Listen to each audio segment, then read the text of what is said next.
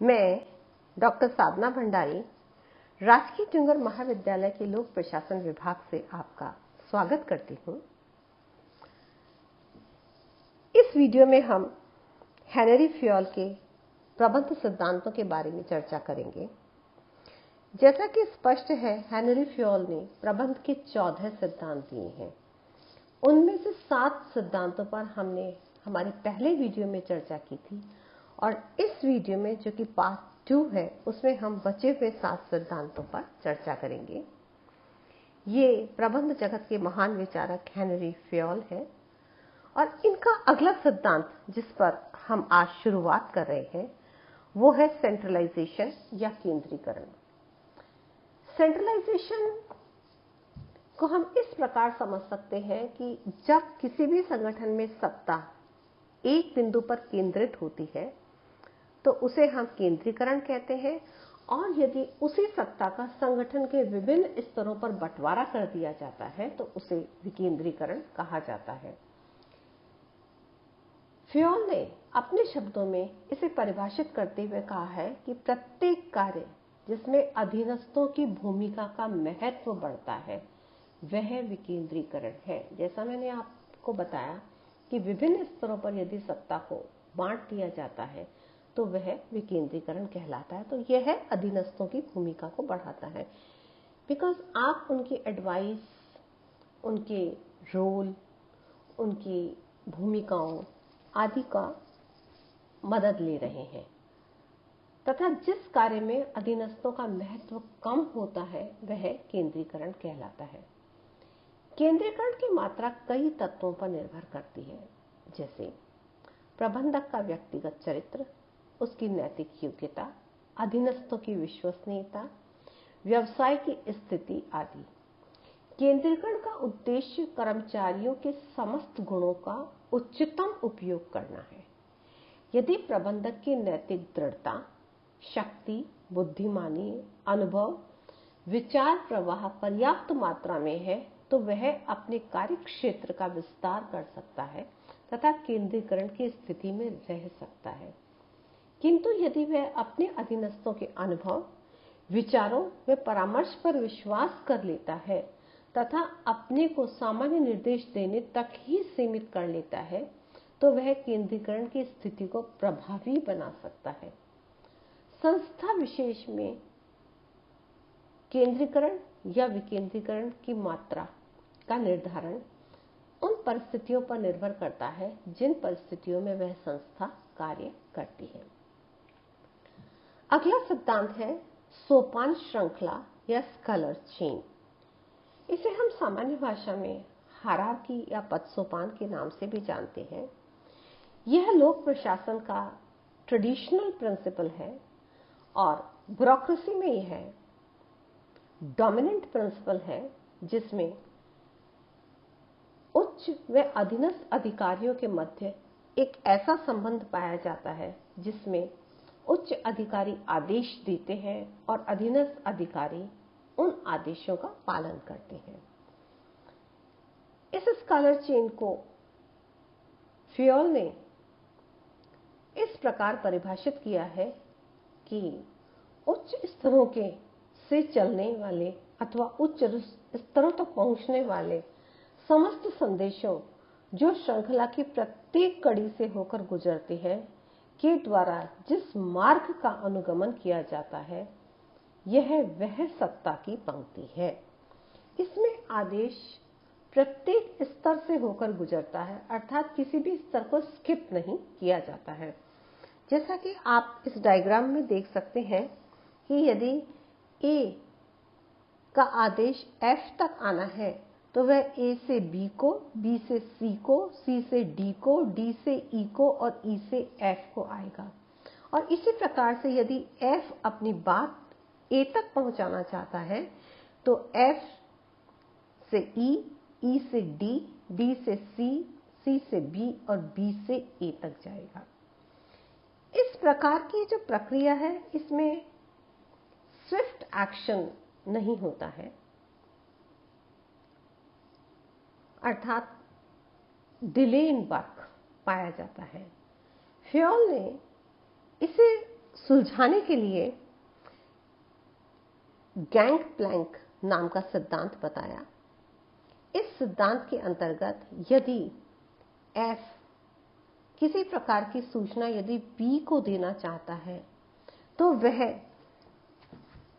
E, D, C, B, A से L, M, N, O आदि स्तरों को हटाते हुए सीधा यह सूचना F को दे सकता है, परंतु यहाँ शर्त यह है कि F को E को और P को O को इन्फॉर्म करना पड़ेगा कि वो डायरेक्ट सूचना का आदान प्रदान कर रहे हैं और उनकी परमिशन लेनी पड़ेगी। इसे पुल बनाकर कार्य करना या गैंग प्लैंक कहा गया है, ताकि कार्य को शीघ्रता से किया जा सके। गैंग प्लैंक अपने आप में बहुत इंपॉर्टेंट क्वेश्चन है, जो सिविल सर्विसेज में या स्टेट सर्विसेज में या कॉलेज लेक्चरशिप एग्जाम में अधिकांशतया पूछा जाता है। अगला सिद्धांत है ऑर्डर। ऑर्डर की बात करते हुए फ्योल ने कहा है, a thing in its place and a place for a thing. अर्थात किसी भी संगठन में प्रत्येक वस्तु के लिए एक स्थान होना चाहिए तथा प्रत्येक वस्तु अपने स्थान पर होनी चाहिए तथा सही व्यक्ति सही स्थान पर होना चाहिए। ऑर्डर को उन्होंने दो भागों में विभाजित किया, मटेरियल ऑर्डर और सोशल ऑर्डर। मटेरियल ऑर्डर का मतलब है कि संगठन में कार्य आने वाली वस्तुएं अपने निर्धारित स्थान पर हों, तथा सोशल ऑर्डर से उनका आशय है कि संगठन में कार्य करने वाले व्यक्ति को उस स्थान पर लगाया जाए जहां उसकी प्रतिभा का, उसकी रुचि का भरपूर उपयोग हो सके, ताकि वह अपने कार्य को बहुत ही कुशलता के साथ कार्य कर सके और इस कुशलता से कार्य करने से प्रोडक्शन, एफिशिएंसी और इफेक्टिवनेस तीनों बढ़ेगी। अगला सिद्धांत फ्योल का है इक्विटी, जिसका हिंदी में अर्थ है समता। यह प्रत्येक संगठन में अपनाया जाने वाला वो सिद्धांत है जो संगठन को मानवतावादी दृष्टिकोण से देखने के लिए बाध्य करता है। फ्योल का मानना था कि प्रबंधक को प्रत्येक स्तर पर सेंस ऑफ इक्विटी उत्पन्न करनी चाहिए, अर्थात काइंडनेस और जस्टिस दोनों का प्रयोग करना चाहिए, ताकि कर्मचारी पूर्ण लगन व स्वामी भक्ति के साथ कार्य कर सकें। उनके साथ सहानुभूतिपूर्वक व्यवहार किया जाए, ताकि वे अपने प्रबंधकों के साथ अच्छे संबंध बना सकें और अच्छे बोध, स्वभाव व अनुभव को महसूस कर सकें। नेक्स्ट है कर्मचारियों के कार्यकाल में स्थायित्व, अर्थात stability of tenure of personnel. ये बहुत ही इंपॉर्टेंट प्रिंसिपल है किसी भी ऑर्गेनाइजेशन में। जब हम किसी भी संगठन में कार्य करते हैं तो हम उस संगठन को इसलिए ज्वाइन करते हैं कि हम इस संगठन में बने रहेंगे। हमारी इच्छा यही रहती है कि हम उस संगठन को ना छोड़ें, और धीरे धीरे उस संगठन की पॉलिसी अच्छी है तो हम बहुत ही डेडिकेशन और कमिटमेंट के साथ कार्य करते हैं। तो फ्योल का भी यही मानना है कि किसी भी संगठन में मैनेजमेंट को इस प्रकार की पॉलिसीज डेवलप करनी चाहिए, ताकि जो एम्प्लॉय ऑर्गेनाइजेशन को ज्वाइन कर लेता है वो लंबे समय तक उस ऑर्गेनाइजेशन में बना रहे, क्योंकि उनका मानना था अ mediocre manager who stays infinitely is preferable to outstanding managers who merely come and go। एक सामान्य प्रबंधक जो दीर्घकाल तक संस्था में रुका रहता है, उन प्रतिभा संपन्न प्रबंधकों से श्रेष्ठ है जो संस्था में केवल आते हैं और जाते हैं। अगला सिद्धांत है उनका इनिशिएटिव। इनिशिएटिव का मतलब है पहल करना। आपको मैनेजमेंट किसी भी कार्य को नए तरीके से करने की छूट देता है, ऑटोनॉमी देता है या स्वायत्तता देता है कि आप किसी कार्य को अपने तरीके से पर बेहतर तरीके से कर सकें।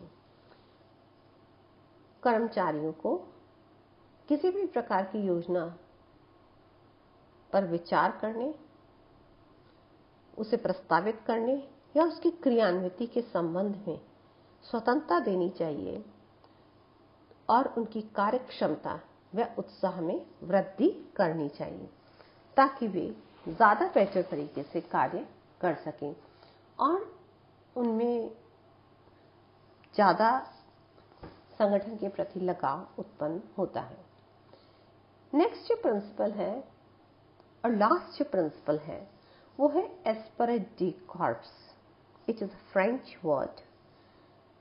सहयोग की भावना। संगठन ही शक्ति है, यूनिटी इज स्ट्रेंथ। यह सिद्धांत इस बात पर बल देता है। कर्मचारियों में आपसी सहयोग की भावना का विस्तार करता है। जहां पर अनेक कर्मचारी एक समूह में कार्य करते हैं तो उनमें मतभेद और टकराव होना स्वाभाविक है और फेयोल के अनुसार प्रबंधन की नीति इस प्रकार की होनी चाहिए कि वे कर्मचारियों में मतभेद और टकराव को न आने दें और उनमें आपस में सामंजस्य बना रहे। सहयोग की भावना बनाए रखने के लिए आदेश की एकता के सिद्धांत का पालन किया जाना चाहिए। इन 14 सिद्धांतों के साथ साथ फेयोल ने 2 खतरों से बचने पर भी सुझाव दिया कि संगठन में 2 ऐसे कौन से कार्य हैं जिनसे बचा जाना चाहिए। पहला है कर्मचारी विभाजित ना हो। एक प्रबंधक को अपने अधीनस्थों से में मनमुटाव पैदा नहीं करना चाहिए।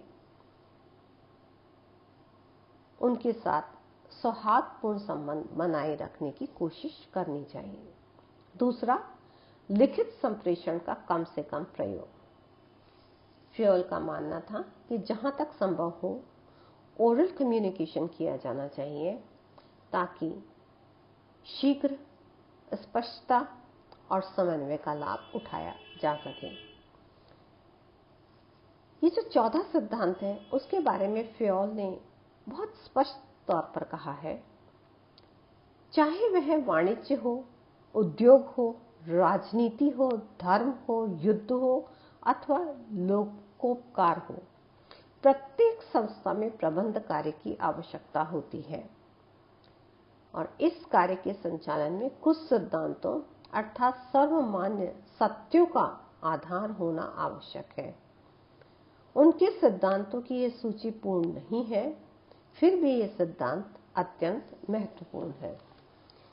इस प्रकार फेयोल के ये 14 सिद्धांत प्रबंध जगत में आज भी अपनाए जाते हैं ताकि एक संगठन भली भांति कार्य कर सके, ताकि उसमें इकोनॉमी, एफिशिएंसी और प्रोडक्टिविटी बनी रहे।